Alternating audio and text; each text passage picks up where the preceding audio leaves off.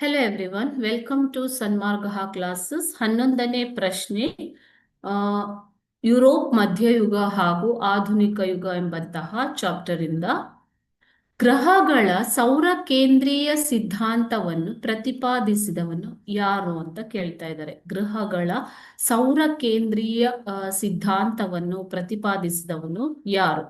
So ಪುನರುಜ್ಜೀವನ ಕಾಲದಲ್ಲಿ ಯುರೋಪಿನಲ್ಲಿ ವಿಜ್ಞಾನವು ಜನ್ಮ ತಾಳತ್ತೆ ಮಕ್ಕಳು.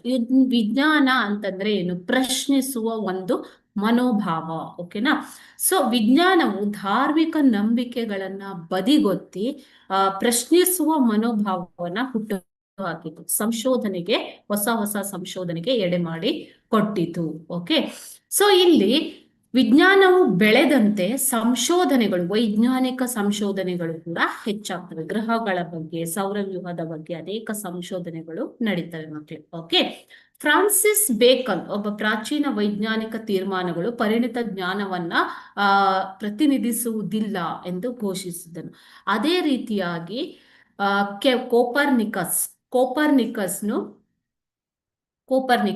ಗ್ರೀಸ್ನ ಟಾಲೆಮಿಯ ಭೂಕೇಂದ್ರದ ಸಿದ್ಧಾಂತವನ್ನ ಸುಳ್ಳು ಎಂದು ಪ್ರತಿಪಾದಿಸಿ ಗ್ರೀಸ್ನ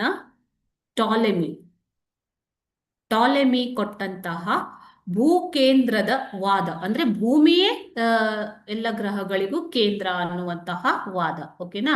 ಭೂಕೇಂದ್ರದ ವಾದವನ್ನ ಸುಳ್ಳು ಎಂದು ಪ್ರತಿಪಾದಿಸಿ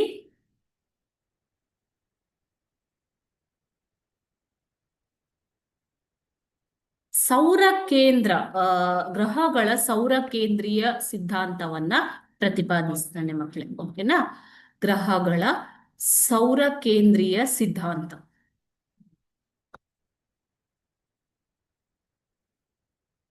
ಸಿದ್ಧಾಂತವನ್ನ ಪ್ರತಿಪಾದಿಸಿದನು ಯಾರು? ಕೋಪರ್ನಿಕಸ್.